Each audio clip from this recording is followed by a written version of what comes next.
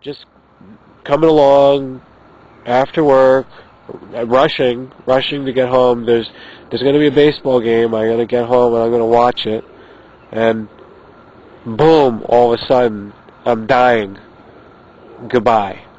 They're just driving along and all of a sudden, boom, they die.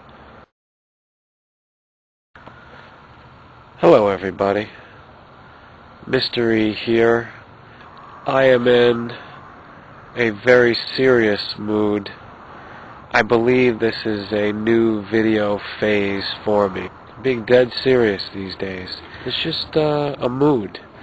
I tend to feel that it's necessary though. It's to balance out everything else that I see on YouTube, which is trying to be funny, trying to twist reality, not facing the important issues of life. I'm not going against those things. I'm not complaining about them. I'm not going to bring them up and attack them. I'm just going to do my thing. My subject today is the bridge collapse. There are several major factors, issues that come up with this bridge collapse story. Let's talk about the most obvious, which is death.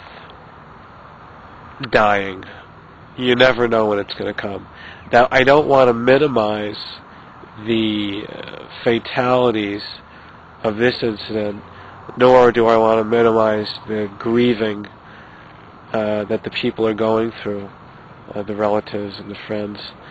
But I do want to give you perspective and show you that people die all the time, whether or not it's focused on in the news. There's one here, there's one there, there's one over there, there's in every direction. And with more population, it's more on the increase. This just tends to get the focus because it's so unusual. It's an extraordinary case of death, multiple deaths. You don't see this every day. What is the value of someone who dies on the bridge collapse as compared to somebody who dies at home where they've been for 50 years? I think the death that is looked at from a collective consciousness just helps us to get in touch with the whole mysterious idea of our own death. We don't know exactly when we're going to go, unless it's some debilitating illness that comes on slowly and we can predict it. The majority of us, we don't know when we're going to die. It could happen right after we watch this video. It could happen tomorrow, in our sleep. It could happen 50 years from now. And you may turn out to be the oldest person on the planet. You don't know that. So, death is rather mysterious. But seeing news stories like this in the mainstream media, it puts it into our face. Death. Mass death. The shock of death. How did that happen? And then, this whole frenzy, let's put it on the news, let's put it on the TV, let's saturate it, let's have Mystery make a vlog about it. All of this attention, all of this documenting and vlogging, and what is it, this activity, what is this concept of death now? Well, it's just like what I said after the Virginia Tech. I want people to be level-headed in these cases, in the face of these things. Not because it happens right in front of you and you have to deal with it, the screaming, the blood, the can I help out, can I jump in and save somebody? No, but because we're all being exposed to it. It's just like being there. It's like a virtual news event that happened right in my room. There it is. Boom. Be calm, cool, and collected. That's what Mystery recommends. Why? Because for the most part, you can't do anything about it. You are completely powerless. So just accept that and let your emotions just glide, and take it to a higher level of understanding.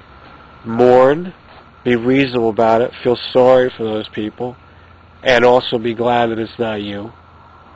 But then realize, as I say, you never know when it's going to happen to you. Which brings us to another factor. The United States infrastructure. That includes all of our highways, everything, our utilities, from buildings, the high voltage electric, from the sewage lines, everything, dams, all the pipes and wires and concrete and steel, all of that. This story reminds me of all the other things that have happened where the infrastructure has failed. This is what we should watch out for, because you're going to see this again, and you're probably going to see it a lot more frequently in the next decade, because these structures are getting older and older, and they are not being monitored. In fact, it's impossible to monitor them. Calculate a higher rate of these structures failing and collapsing. I'm just telling you, reasonably, practically, and totally accurate, that this is going to be a more frequent occurrence. All of a sudden, people are going to be going across these things just a bridge, going up and collapses. They're going to be driving going around, this way and that way, and falls down, just and a landslide happens. Or all of a sudden, going to be in a building, all of a sudden, those techniques that they were using, those methods, from the 40s, 50s, 60s onwards. There's just been a frenzy of building. How long were they built to last? How long do you think a structure of steel, encased steel, concrete around it, reinforced, rebar, all that, even putting special additives to the mix, polymers or whatever you call it, whatever engineering and construction miracles, no matter what, over time, weathering, cool, hot, freezing, and vibration. These trucks, going over it at a high rate of speed. 15-ton trucks. How long do you think that these structures can withstand that kind of vibration? Weathered away by wind, sun, rain, unexpected events. The safety of the infrastructure.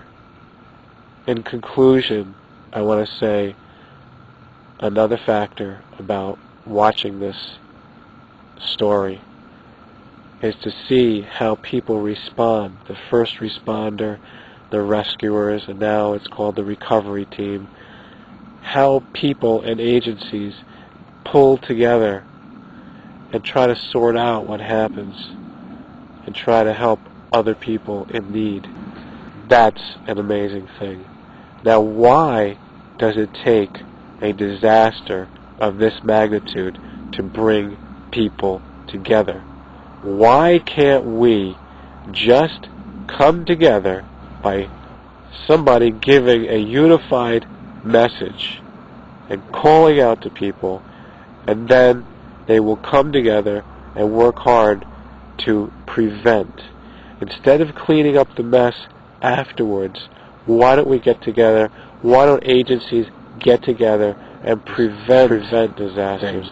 And mostly what I'm talking about to you right now is war. War is the greatest man-made disaster ever, by far.